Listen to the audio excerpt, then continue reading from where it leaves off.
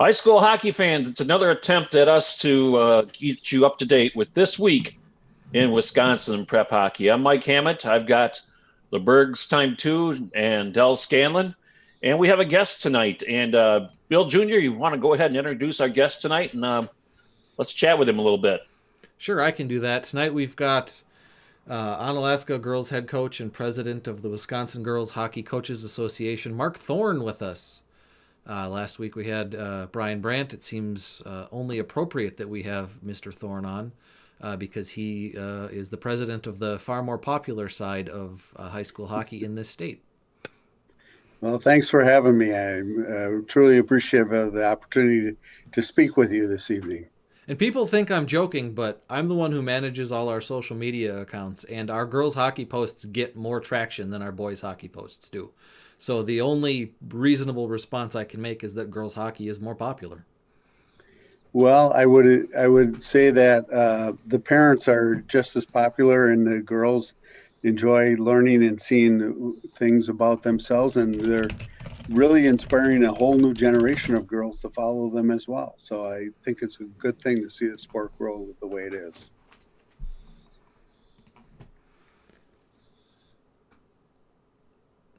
Dell, you're supposed to Yep. interview him now. Well, Coach, I guess the first thing I would ask is how you guys are dealing with the COVID situation the way it is right now. Well, I can speak on a number of levels in that regard. We can talk about on the state level. We can talk about on the local level. So on the state level, it's pretty spread out. Right now, I believe there's about 22 of the 28 teams that are actually playing at the WIAA level. And of those 22, I want to say probably about 14 to 16 of them are actually in games. The other ones are filling their mandatory 10 game or 10 practice prior to a game.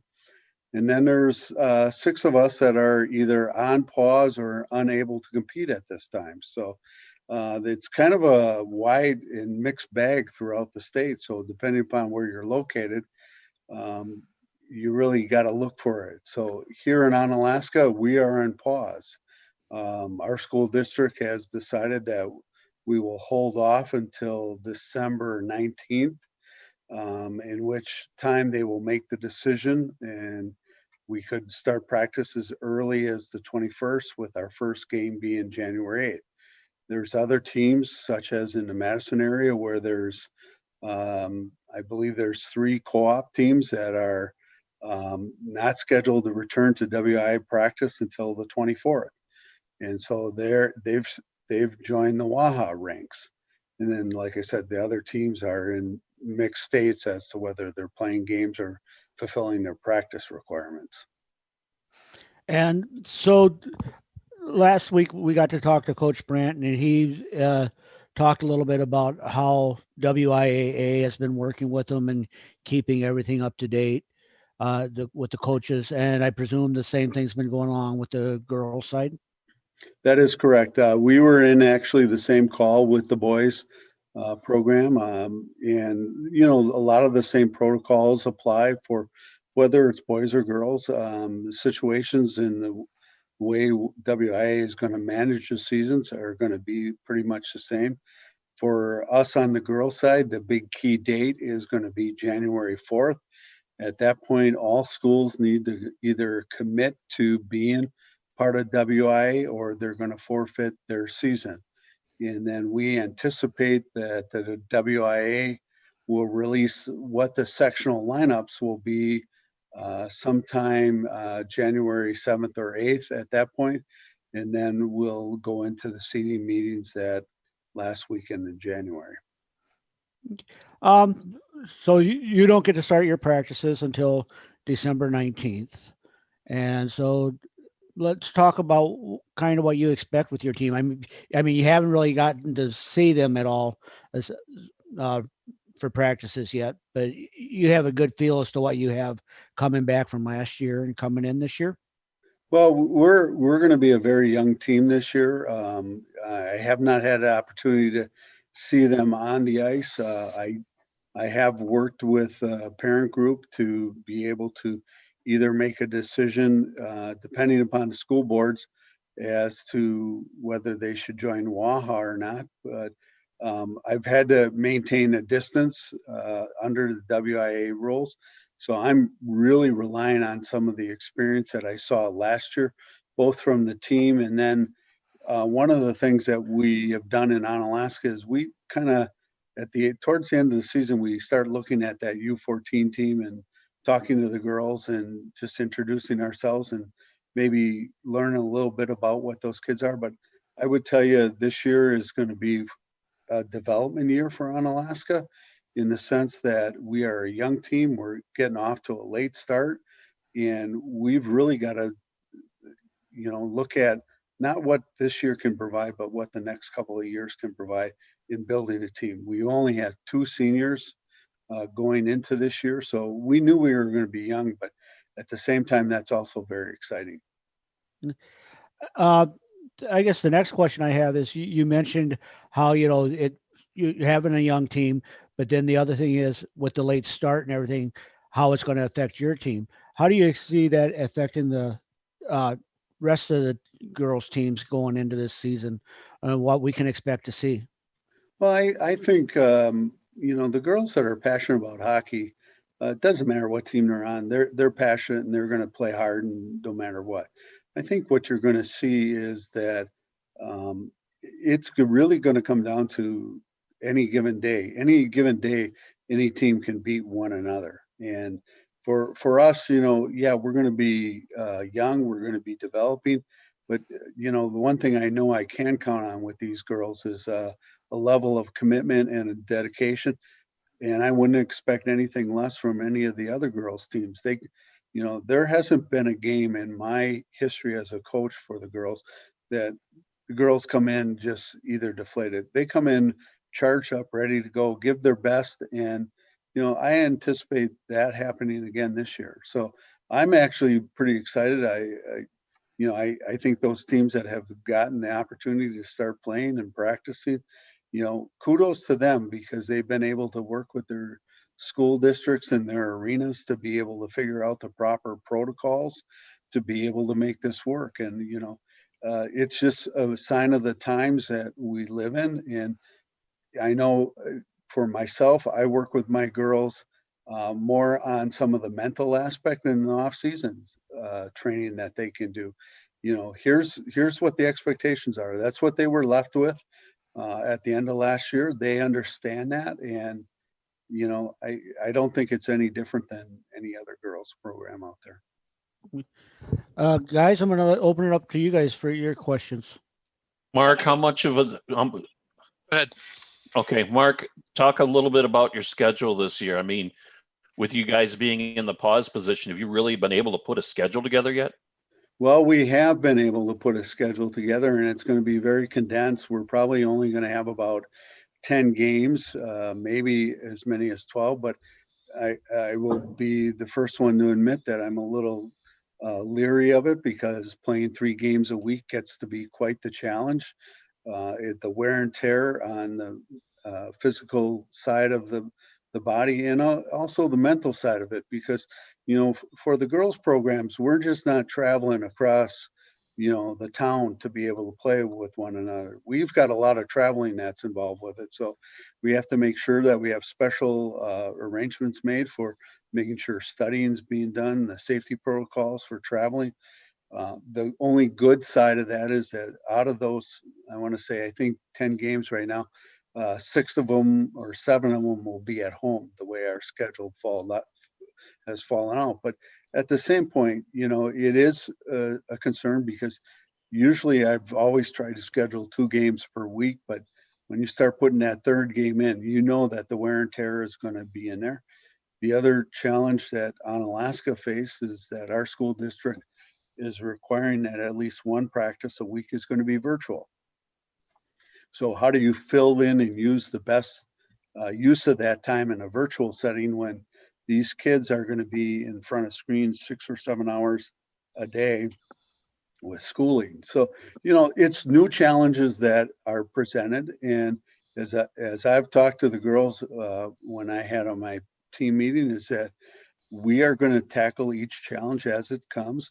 We will succeed in some areas, we will not succeed in others, but it's how we continue to move forward as in these challenges that will help define us. And so, I don't think this is any different than any of the other teams that are facing that. Their schedules are all being condensed, and it's going to be up to the coaches to be able to utilize and get the most out of their teams, given what they have.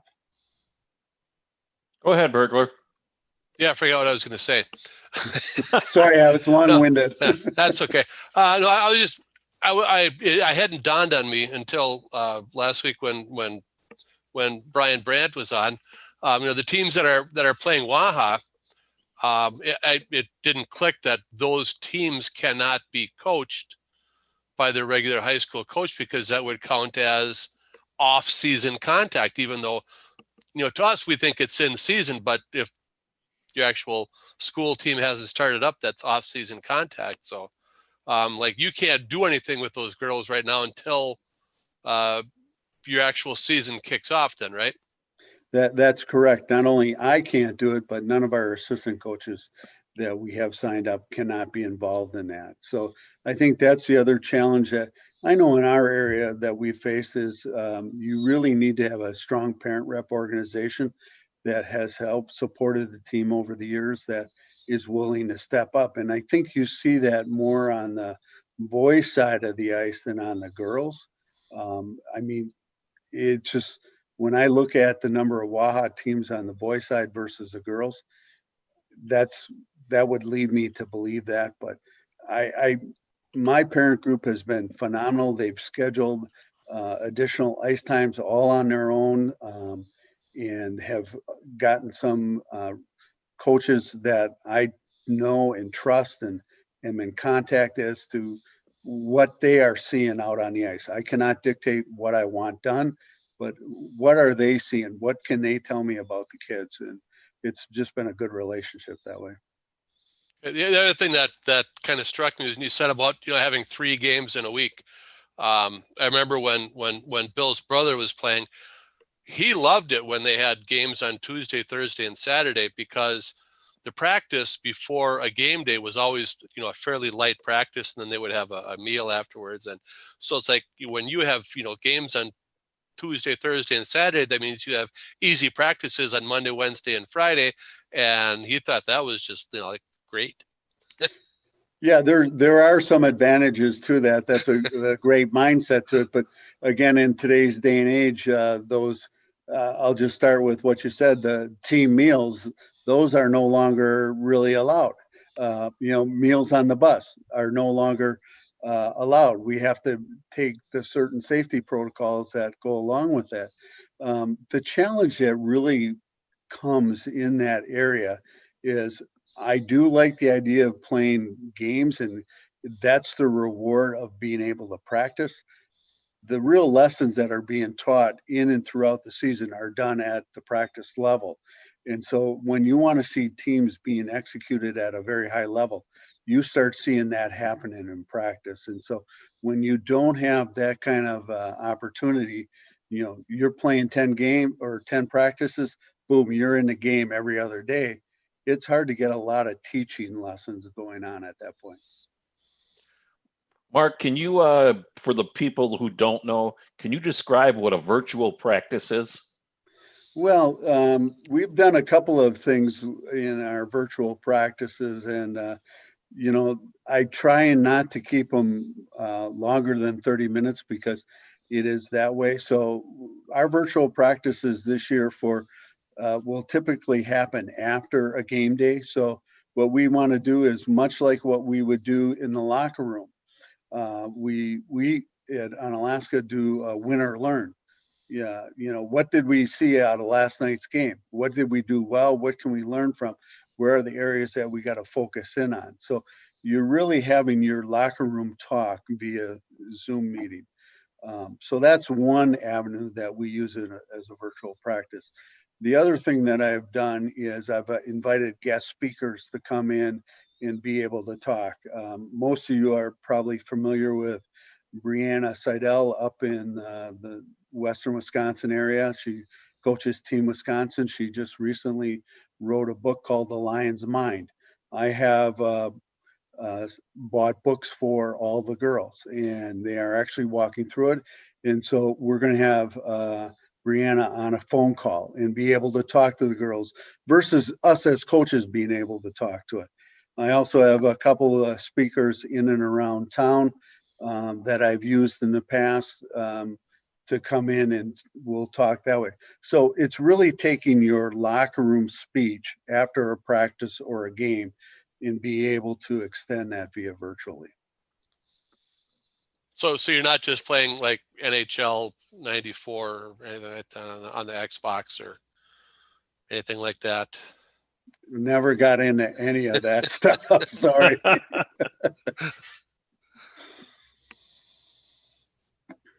Anybody else have anything for Coach? Yeah, I don't know how involved you are with youth hockey there in Onalaska, but what does the youth hockey system look like for the Onalaska Association this year? Well, we are very fortunate. We are fed by 3 youth hockey organizations. We have the Tornado Youth Hockey out of Onalaska and Holmen. We have the West Salem Youth Hockey, and then we have River City Hockey. And one of the things that I've asked all of the girls at the high school level is to be able to give back to the youth associations. I know personally all 3 learn to skate coordinators. I've been very fortunate to be able to start seeing some of the kids that I've first started coaching, the girls, actually getting involved back into those levels. So at the youth hockey level at River City, like an Ellie Meyer and a Mackenzie Steinfeld are reaching out to those girls. And we've got 23 girls in River City youth hockey. In West Salem, I've got a previous player in Jamie Weiland that is actively engaged in drawing. And I believe we got 8 or 9 new girls this year to be able to do that. So, when I first started as a coach, that was one of the things that I saw as an opportunity. Honestly, looking at this screen here, we're all old guys except for you, Junior.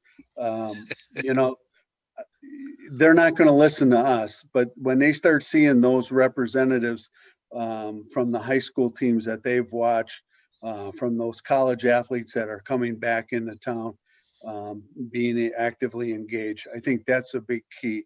I mean, I've been very fortunate that, right now during our open ice practices, I've got Holly Turnbull from Hayward, who's actually engaged in wanting to become a coach. And you know what, here, Holly, since we can't do it, would you run our open ice practices?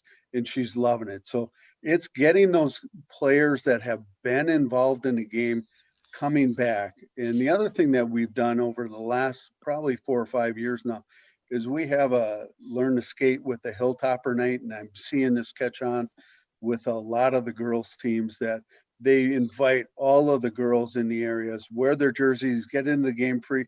After the game, win or lose, you come out and skate with the high school team, come back in. In the past, we've been able to bring them in the locker room, get their pictures, sign autographs, and really make it special. And I believe those types of steps will help grow the sport of girls hockey. And I'm seeing it grow throughout the state. When you look at where you're located in the state, I mean, when it comes to playing an away game, I mean, other than the Badger Lightning, maybe you got to travel. Well, we our closest games are Black River, Viroqua, Badger Lightning, and Eau Claire. And so we are basically looking at 45 minutes to an hour and a half as our closest road games. Otherwise, we are traveling anywhere between 2 and 3 hours. And typically that's why you see us traveling on a Saturday night. But we're not unique in that position.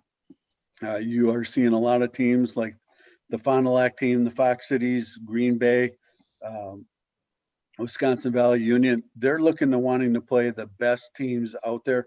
They're traveling to Hayward and Eau Claire you are seeing girls hockey. The growth of girls hockey is due to the commitment that these kids make to be able to travel. And I can tell you that we are very fortunate that I think this will be my 6th or 7th year of coaching the girls team. I've had one kid that was not academically eligible. These kids, when they're on the bus, they study, they really work at it. And, the dedication it takes, I think, to be a girls hockey player just sets them up for a lifetime of success. Well, when you talk about traveling, you've got closer teams in the other direction. What's going on over in Minnesota right now with their hockey? Well, it was nice when we had the original schedule set up. We were able to travel to Winona a couple times. We play all 3 of the Rochester teams. We played Matamidi and Red Wing in the past as well. But this year, basically everything shut down. No teams traveling across state borders as far as the teams that we had scheduled. So those were all canceled. It's unfortunate, but again, as I've reminded the girls, I believe this is going to be, if we take the necessary precautions and follow the necessary protocols, this is going to be a blip on the radar this year, and we can grow from that. And, with a young team, I think they believe that. My heart goes out to those seniors and juniors that are getting cut short, but I can tell you, it's not only on the high school level. I have got good contacts at the D3 and D1 level that are saying the same thing. D1 programs basically are saying, look, now we're getting 5 years.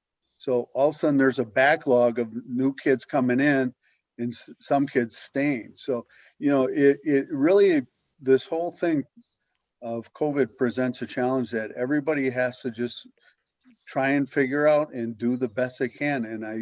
And I believe this. I believe this from whether it's the WIAA, our state government officials, our county officials, and our city officials, the school officials.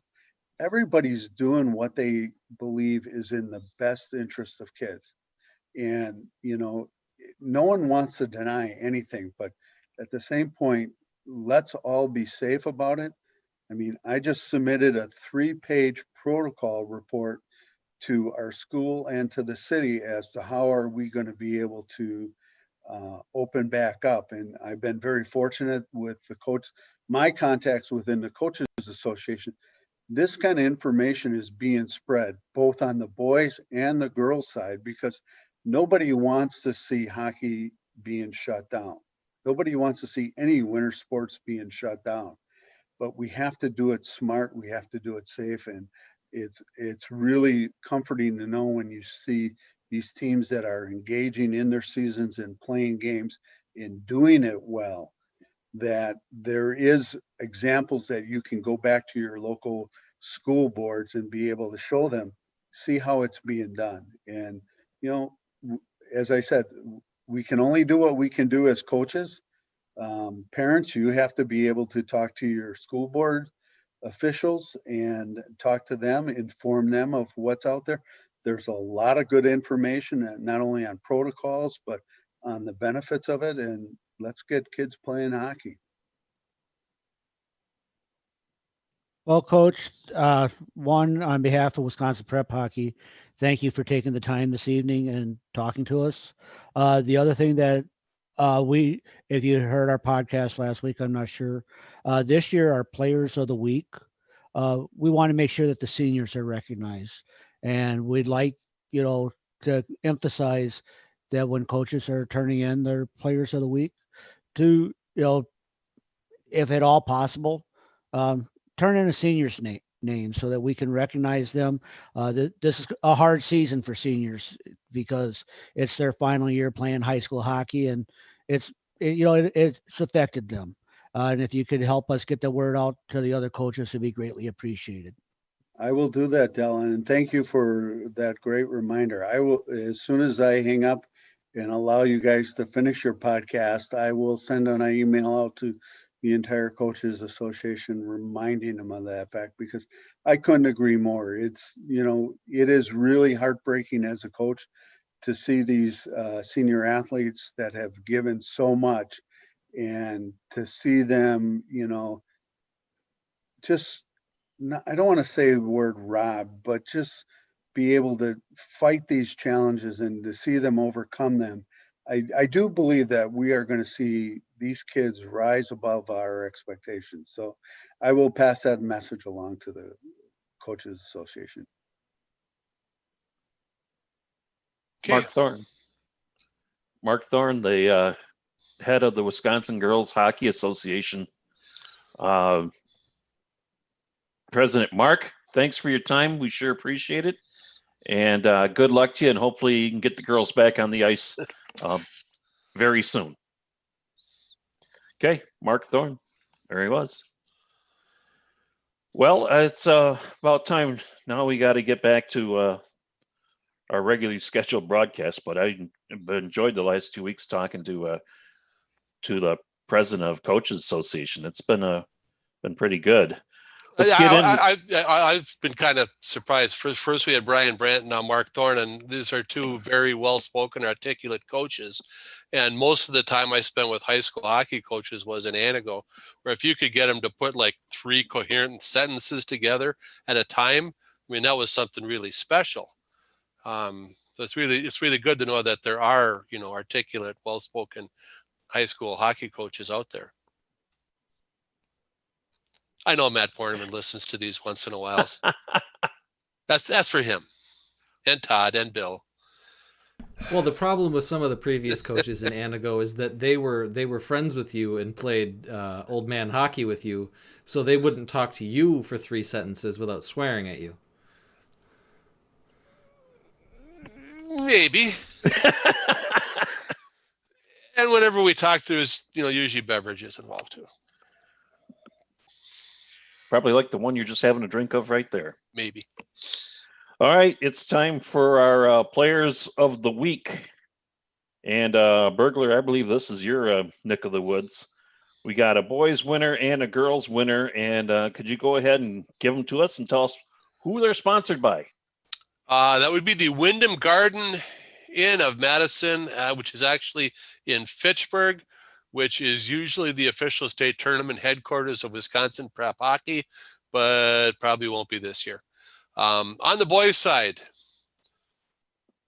I probably should have asked for a pronunciation guide, but we'll go with Max Toijala from Lakeland. In his first game last week against Mosinee, they lost 4-2. He had a goal and an assist, was involved with both of the goals against Mosinee. And then on the next game, they beat Marshfield 6-4. He had a goal and 2 assists. And his goal against Marshfield was his 84th career goal, setting a new Lakeland High School scoring record. So in addition to being our player of the week, Max Toijala is also the reigning goal scoring leader for Lakeland Union High School up there in Minocqua. You'd think that after scoring 84 goals in 4 years, well, 3+ years basically at this point, we would learn to pronounce his name. Well, we try. Okay, then on the girls' side, Maddox, Federici. We had problems with that one too. From the Central Wisconsin Storm. And a 6-1 win over Hayward. She had 2 goals and an assist. In a 2-1 overtime win over Northland Pines, she did not score. In a 4-0 win over USM, she had a goal and an assist. And didn't I see, it doesn't say it here, but didn't I see in the previous notes that she's a defender? She is a senior defenseman for the Storm. Yes. So scoring goals is not necessarily required for defensemen, but it's always nice when you can get points from them. So Maddox Federici, Central Wisconsin Storm, our girls Wyndham Garden Inn of Madison Fitchburg Player of the Week. Well, and let's face it, there have been some seasons for the Storm where if they weren't getting scoring from the point, they wouldn't be getting scoring at all. They are a highly defensive team that is sometimes offense challenged. And they've taken that route all the way to Madison, and they've been successful there, and they've been not successful there. I'm not saying it didn't work. I mean, no, they've had as much success as anybody over the last decade. Absolutely, no doubt about that. And it's kind of hasn't really mattered who's coaching. I mean, it just rolls on. Well, don't tell the coaches that. They think they like to think they play a role.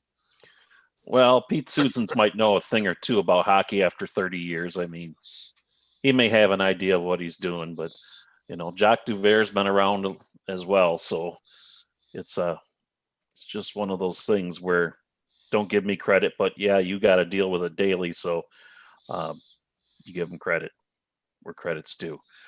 Our game of the week this week, it looks like I drew the short straw. And our game of the week this week is Brookfield and Janesville. And it's on Tuesday night. That's right. Tuesday night. It's the home opener, season opener for Janesville. And after having 4 games knocked out due to COVID, guys are finally going to get a chance to get on the ice and play Brookfield, who's already got a few games under their belt. You say you drew the short straw, but given all the people on Twitter who've told us that they have no hockey games to go to, I'm pretty sure you drew the long straw. Hey, you're going to be there anyways. You're going to be there anyways doing the announcing. Yeah, I'm going to be broadcasting it on YouTube. Blue line something. I'm going to be doing it for, and should be fun. We got good camera. We should be a good game. These two teams met last year in the playoffs, and it went right down to the final buzzer. And Brookfield got a 1-goal win.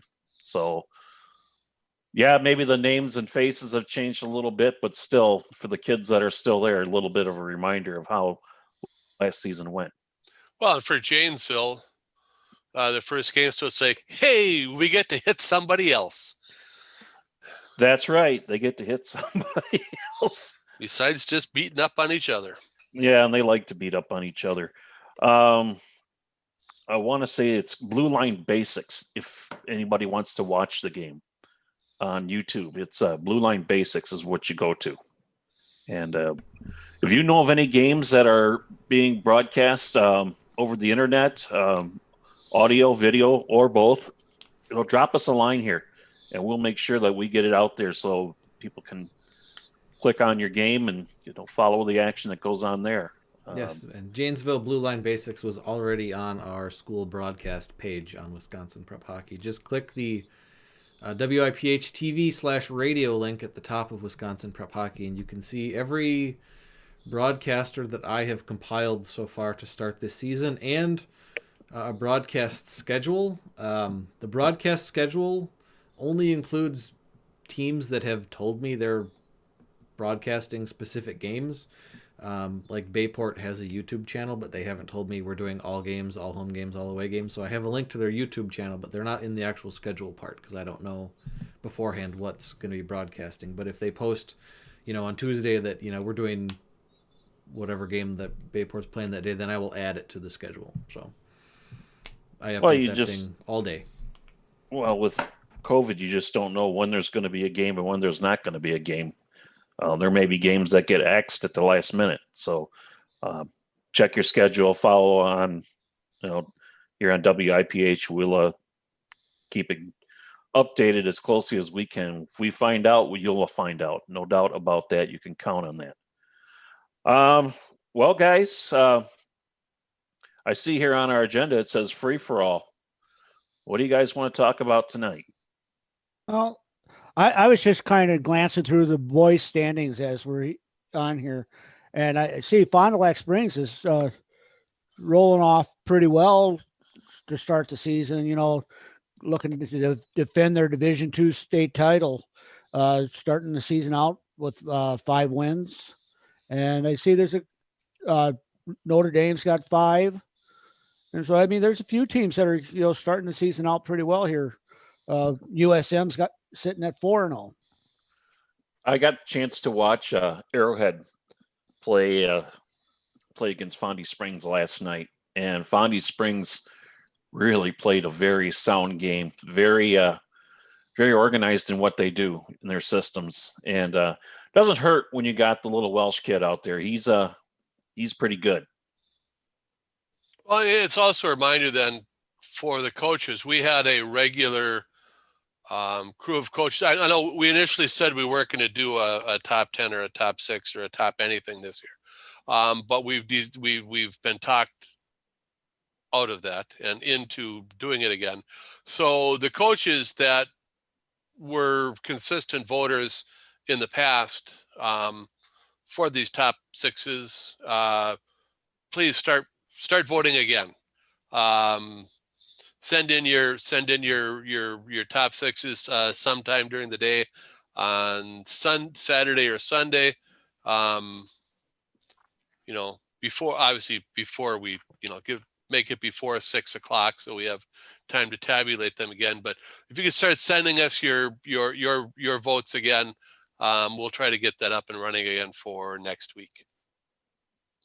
One of the outlets I found this weekend to watch so many games was going on Live Barn, and it's a small investment. It's monthly, and it's you can cancel anytime. But it was fun to watch games on Live Barn, and I was surprised at the number of rinks here in Wisconsin that have Live Barn. It's just one of those video outlets that you have that if it's a rink that you don't necessarily your team may be at, but they don't have a YouTube feed or whatever, it's something maybe you check out. And so, since I did bring up the boys side, looking at the girls side and who's playing, I see Fox Cities, Western Wisconsin, and Central Wisconsin are all opening the season up with 4 straight wins.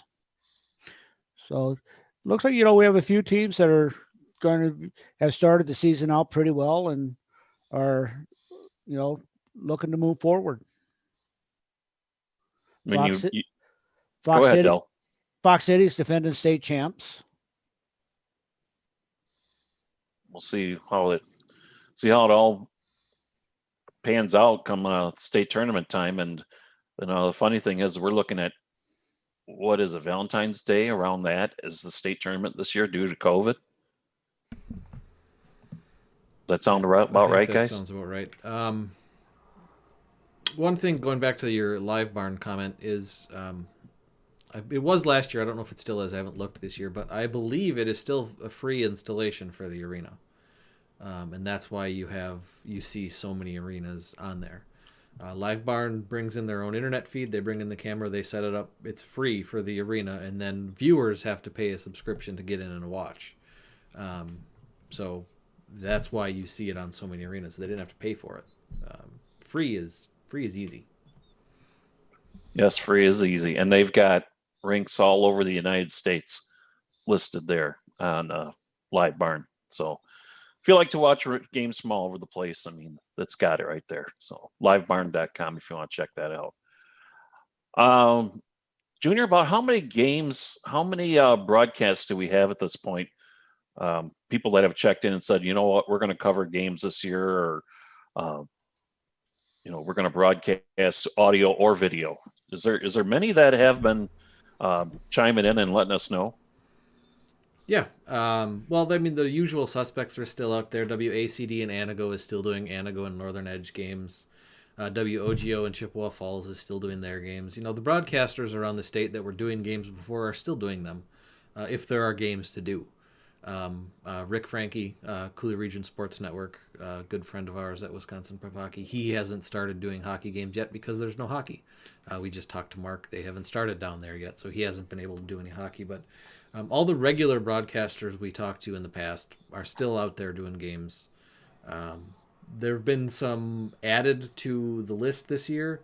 There's an outfit that does games that seems to be in central Wisconsin and Indiana, called Zaleski Sports. They're doing all of the Marshfield and Medford home games. I don't know how an outfit that appears to be out of Indiana got hooked up with Marshfield and Medford, but it's great that they have a game broadcast with, I haven't watched one yet, I believe, with play-by-play. And then, as Coach Brandt told us last week, and we're finding now, a lot of teams have set up a YouTube channel to broadcast their games. Generally speaking, it's a lot like Live Barn, where it's a camera pointed at the ice that tracks the puck, and there's no play-by-play or anything like that, which is fine. It's like watching a game on your TV from the rink.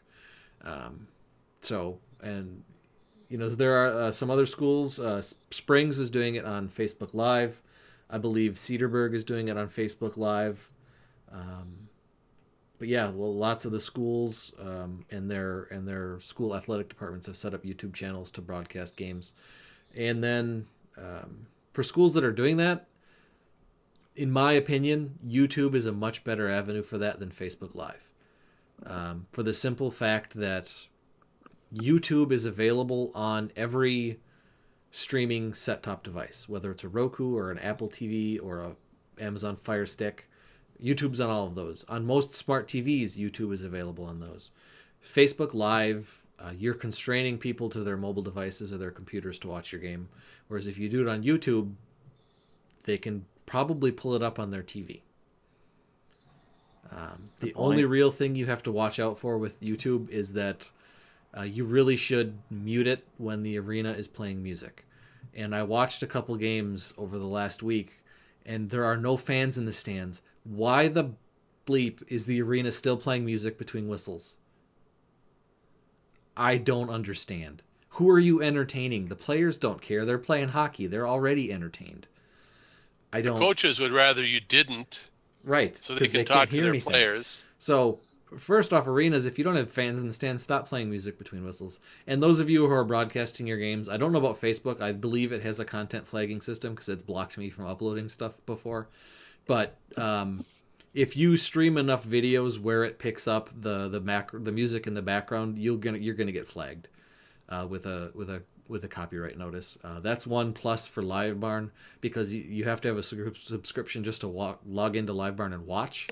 I don't think your arena is going to get flagged for copyright violations, but your Facebook and YouTube videos could get taken down if you're flagrant about it. For the most part, the music in the background is not clear enough that you're going to get caught, but it's something to pay attention to, and you really should, between whistles, if you're not doing play-by-play and they're playing music, you really should mute the rink audio. If you're doing play-by-play, your talking will blur out that background audio, so it's not something to worry about. Are you saying some of the music could be whatever you want to say?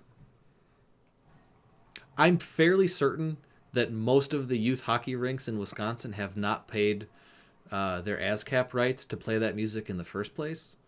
And I know for a fact that none of them have paid for the rights to stream it over the internet. So, I mean, at most, if you're streaming it and it gets flagged as a copyright violation on YouTube or Facebook Live, they're going to mute your audio. And then it'll just be video only. Or if it's something that happens a lot, they're going to stop your ability to live stream. I don't think anybody's been hit with it yet. It's not a huge concern, but it is something that does happen. And as I manage our social media, it is something that someone who does live streaming did talk about on Twitter in response to some of our posts. It is something you need to be aware of. Part of the reason that we don't put intro music on the podcast anymore is because we broadcast our recording of the podcast live on YouTube, and I can't put intro music on it because I would have to pay a license for it, and I can't afford how many thousands of dollars it is for whatever pun we want to make with the show title in song form. So, wow, that's a mouthful. That's a lot you just put out there. I don't know how to put that all together, but okay, I'll take your word for it. That's why you didn't hear Four Non-Blondes singing "Hey, what's going on" at the intro to last week's podcast. That, and it was like It's work. We record this late at night. I just want to get it posted and go to bed. Splicing in a music track is a whole thing. Yeah, I'm lazy. that's all right. You put in enough work as it is behind the scenes with the social media stuff, Junior. I know you are on Twitter. All of us are on Twitter at one time or another during the week, just trying to keep up on stuff. And I found Twitter to be a good place to keep up on scores. And a lot of schools have already got a Twitter account, and they'll update the scores and things like that is during the game. So that's another avenue to check out is Twitter, because they, a lot of schools are using that to get their team scores out and such. And I know all of us. They've been doing that for a Well, long okay, time. all right. We just moved MJ off AOL. Now he's discovering Twitter. Bring him along slowly. I've been on Twitter for a few years. I don't post much, but I enjoy reading what people have to say. And I've found when, I want to update scores and stuff, I find it there. There's some scores on Twitter that I can't find, and maybe we'll update them on that. So it has been a very helpful tool in some of the work that we do for Wisconsin Prep Hockey.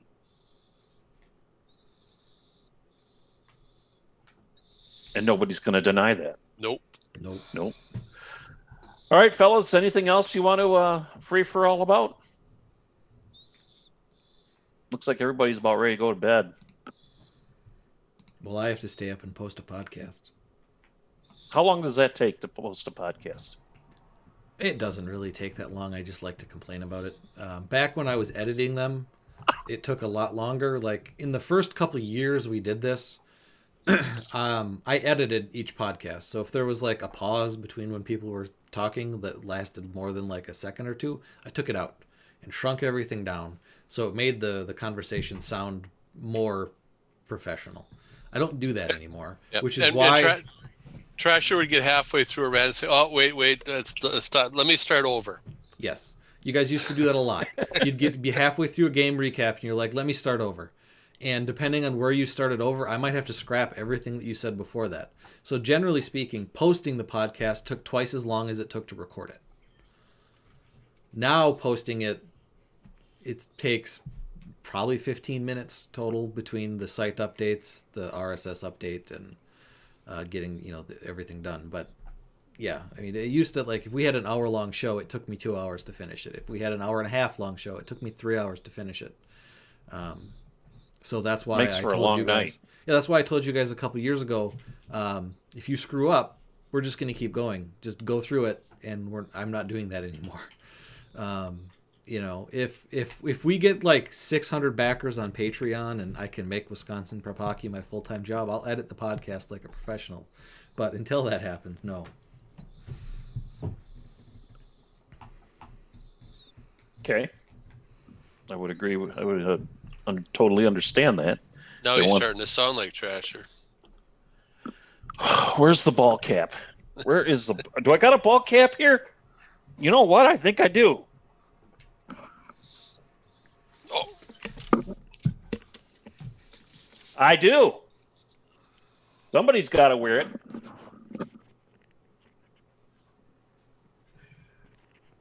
Oh, is that the one Trasher made?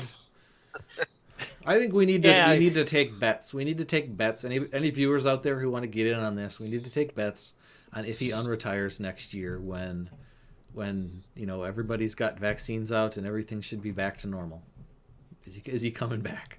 No. Did he retire? Did he retire for 1 year because he didn't want to deal with all of this?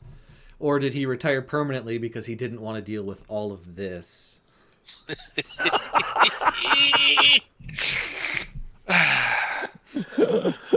Yeah. It's definitely one of those. Yeah. I say he doesn't. He'll probably enjoy it unless Kelly starts getting on his case a little bit and he needs to get out of the house and hey burglar, I'll go cover a game for you. And if he comes back, do we call him Tim Franzini or do we call him Brett Favre? I mean, or Michael Jordan. People unretiring these days. Yeah. All right. I think that's enough. Send us home, MJ. All right. Okay. All right. Any questions, comments? Oh crap! Still send them- We can't tell people to send Can't their hate send mail them to to Trasher. trash. Still send Yes, your the hate mail goes to to Trasher. MJ. Oh, they can still send their hate mail to Trasher. Nobody else wants to read it. God, look at Burglar with a hat on backwards. That's just isn't that beautiful? Like At least mine's like covering part of my bald spot. Like Yeah, I got a little butt. I got a little butt crack showing there. like an elderly white Ken Griffey Jr. Well, I hope you guys enjoyed this train wreck of a podcast we put together tonight, but it's been a lot of fun. Once again, I want to thank Mark Thorn for coming on and keeping us updated on what's going on in the Girls Hockey Coaches Association with the struggles of, this 2020-2021 season and so much going on. Guys, let's do it again next week. We'll even try to do it again better. So for Senior, Junior, and Dell, this is Mike Hammett. We'll see you next week on This Week in Wisconsin Prep Hockey.